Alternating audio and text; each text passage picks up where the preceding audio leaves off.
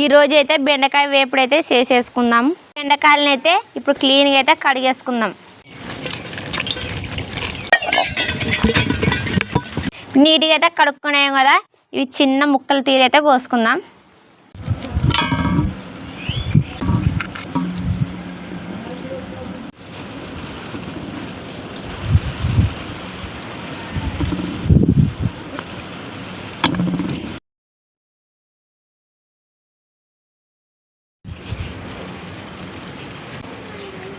కోసుకునేది అయితే అయిపోయేదే.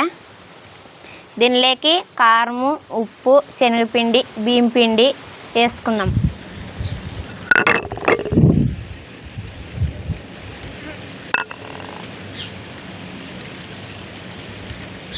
ఇంత మసాలా, ఇంత పసుపు వేసుకుందాం.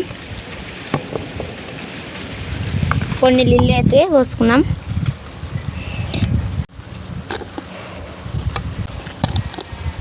ఇట్లా బాగా అయితే పిండి అంటుకునేటట్లయితే బాగా అయితే కలుపుకుందాం. కడాయి పెట్టుకొని నూనె అయితే పోసుకుందాం.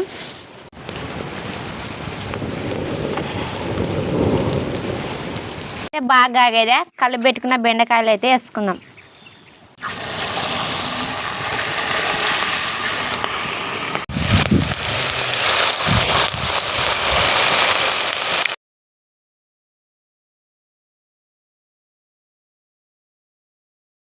బాగా కలివే